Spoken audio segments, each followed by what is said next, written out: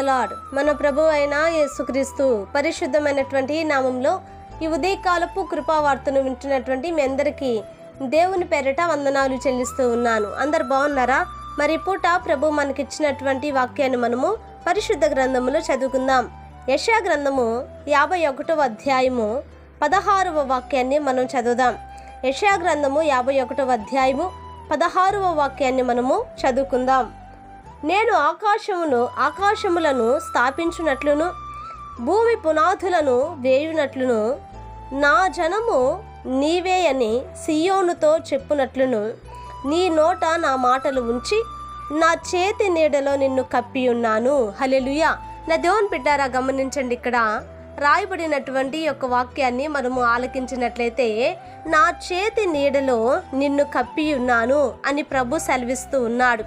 పరిశుద్ధ గ్రంథములో రాయబడిన ఈ మాట నా దేవుని బిడ్డారా, ఈ పూట మరి మన వినికిడిలోనికి ఆత్మదేవుడు తీసుకుని వచ్చి ఉండగా ప్రభు అంటున్నారు, మన నోటంట దేవుని మాటలు ఉంచి, హల్లెలూయా, మన నోట దేవుని యొక్క మాటలు ఉంచి ఉన్నాడంట.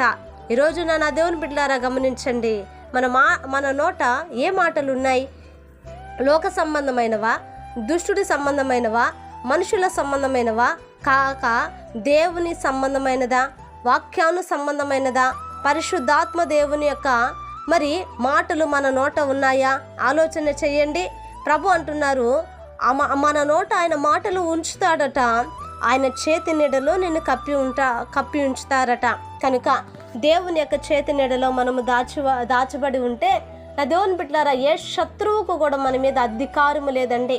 ఇదిగో ఆయన చేతి నీడలో మనము దాచబడి ఉంటే ఎటువంటి అపవాదికి కూడా మన మీద అధికారము లేదండి. ఎందుకనంటే ఆయన హస్తము మన మీద ఉండగా, ఆయన యొక్క హస్తపు నీడలో మనము దాచబడి ఉండగా ఏ శత్రువుకి కానీ, ఏ లోకానికి కానీ, ఏ మనుషులకి కానీ మన మీద ఎటువంటి అధికారము లేదండి.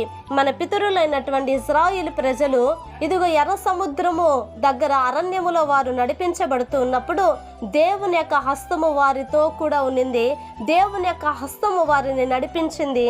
దేవుని యొక్క హస్తమే వారికి నా దేవుని బిడ్డలారా దారి చూపించింది. కనుక ఈ రోజున మనకు కూడా, మన జీవితాలకి కూడా, మన కుటుంబాలకి కూడా దేవుని యొక్క హస్తము మన మీద ఉండులాగున, దేవుని యొక్క హస్తపు నీడలో మనము మన కుటుంబాలు బ్రతుకున్నట్లుగా, ప్రభు కృప చూపునట్లుగా, అటువంటి సహాయమును ప్రభు మనకు అనుగ్రహించినట్లుగా ఒక చిన్న ప్రార్థన చేద్దాం. మహాపరిశుద్ధుడా, మహోన్నతుడా, నీకు వందనాలయ్యా. ఇదిగో నా ప్రభా, ఈ ఉదయకాలమును నా తండ్రి ప్రార్థిస్తున్నా. అయా నా తండ్రి, నైనా నీ చేతి నీడలో మేము దాచబడటానికి మీరు సహాయం చేయండి.